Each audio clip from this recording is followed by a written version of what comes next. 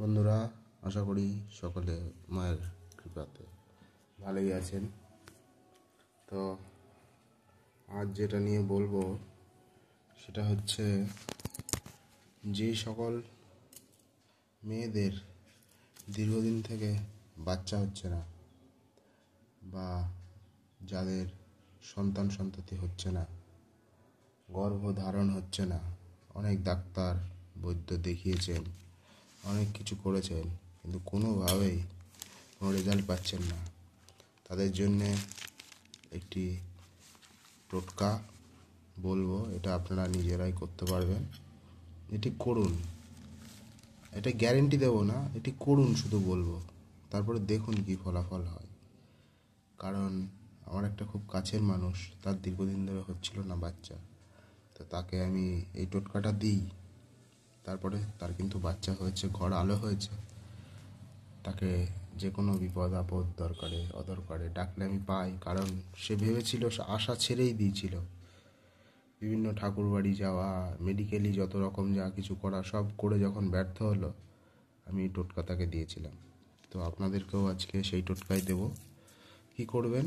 যাদের হচ্ছে না, গর্ভধারণ হচ্ছে না, বাচ্চা হচ্ছে না, প্রথম যে কাজটা করবেন, টক খাওয়া ছেড়ে দিতে হবে। পুরোপুরি টক খাওয়া ছেড়ে দিতে হবে। চুন যদি খাওয়ার অভ্যাস থাকে, পান বা চুন ছেড়ে দিতে হবে। গোলমরিচ খাবারের সাথে খাওয়া যাবে না, এটা হচ্ছে নিষেধাজ্ঞা। এবার কি করবেন? নাগকেশরের ফুল, নাগকেশর নামে একটা গাছ পাওয়া যায়, তার ফুল হয়, সেই ফুল বেটে আপনি খাবেন। মধুর সাথে খেতে পারেন, এমনিও খেতে পারেন। নাগকেশরের ফুল আপনি খেতে থাকবেন, মানে যতদিন না হচ্ছে এই কাজটা করতে থাকবেন। নাগকেশরের ফুল তো খুব দুর্লভ, পাওয়া যায় না। যদি পান, বেশি করে নিয়ে আসলেন, বেটে বেটে মাঝে মধ্যে সকালবেলা উঠে স্নান করে মধুর সাথে মিশিয়ে খেয়ে নিলেন। তারপরে কি করবেন? গোড়া লেবুর যে বীজ হয়, ওই বীজটাকে দুধের সাথে ভাপিয়ে নেবেন। মানে গোড়া লেবুর বীজটা দুধের সাথে সিদ্ধ করে আপনি খাবেন। এটা হচ্ছে দ্বিতীয় নম্বর। প্রথমে এই নিষেধাজ্ঞাগুলো মানতেই হবে, তারপরে এই ফুলটা প্রয়োগ করবেন। মানে এগুলো যতদিন না হচ্ছে চলবে। গোড়া লেবুর বীজ দুধের সাথে ভাপিয়ে সেবন বা সিদ্ধ করে। তারপরে কি আছে? গর্ভগৌরী রুদ্রাক্ষ ধারণ। একটা রুদ্রাক্ষ পাওয়া যায়, যেটার নাম হচ্ছে গর্ভগৌরী রুদ্রাক্ষ। সেই রুদ্রাক্ষটা অনেকটা এরকম দেখতে হয়। একটা দিকের মাথা ছোট থাকে, একটা দিকের বড় থাকে।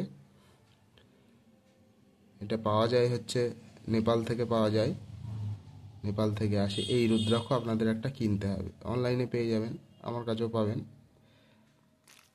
এটা হচ্ছে রুদ্রাক্ষের সার্টিফিকেট। তো এই রুদ্রাক্ষ আপনাদের কিন্তু ধারণ করতে হবে, মানে ওই মহিলাকে ধারণ করতে হবে। এই রুদ্রাক্ষ গলায় ধারণ করতে হবে। আর প্রতিদিন যে কাজটা করতে হবে সেটা হচ্ছে আদ্যাস্তোত্রম রয়েছে, দেখবেন বাংলায় আছে। এই আদ্যাস্তোত্রম যখনই আপনি সময় পাবেন নিয়ম করে এটাকে শুনতে হবে, সকাল সন্ধ্যে। প্রয়োজনে আপনি পাঠও করতে পারেন আদ্যাস্তোত্র, মায়ের সামনে বসে বা ইষ্টের সামনে বসে, আপনার যেখানে আসন করা আছে বসে সন্ধ্যেবেলায় আদ্যাস্তোত্রম পাঠ করুন। এটা মোটামুটি আপনি 51 দিন করতে থাকুন এই প্রসেসটা। আর এই খাওয়ার যেটা বিষয়, সেটা সপ্তাহে একদিন করে খান। নাগেশ্বর ফুল এনে রাখলেন বেশি করে, একদিন করে মধু দিয়ে খেলেন। আর এইগুলো কিন্তু যতদিন না হচ্ছে এইগুলো নিষিদ্ধ খাওয়া। এই টক, চুনপান, গোলমরিচ আর এই গোড়া লেবুর বীজটা, এটাও সপ্তাহে 2 দিন করে আপনারা প্রয়োগ করবেন, দুধের সাথে সেদ্ধ করে খাবেন। আর রুদ্রাক্ষটা গলায় ধারণ করে রেখে দেবেন, ধারণ করাই থাকবে। আর আদ্যাস্তোত্রমটা পাঠ করা শুরু করে দিন। এবং পাঠ যদি করতে না পারেন একান্তই, আদ্যাস্তোত্র আপনি ফোন থেকে ডাউনলোড করে চালিয়ে রেখে দিলেন, শুনবেন, কানে শুনলেও লাভ। এই কাজটা করুন। আশা করি, এটা তো একটা কঠিন বিষয়, মানে মানুষের একটা দুঃখময় একটা বিষয় যদি কারো সন্তান না হয়, যে কারণেই হোক। তো এটা করুন, দেখুন, আশা করি এটার থেকে মায়ের আশীর্বাদে আপনাদের ঘর আলো হবে, উপকার পাবেন। ঠিক আছে? তো ভিডিওটা লাইক করবেন, কমেন্ট করবেন, বন্ধুদেরকে শেয়ার করবেন। বিশেষ করে যারা এই ধরনের সমস্যাতে আছে তাদের কাছে অবশ্যই শেয়ার করবেন। সকলের মঙ্গল কামনা করি। অনেক ভালো থাকবেন। জয় মা, জয় জয় তারা।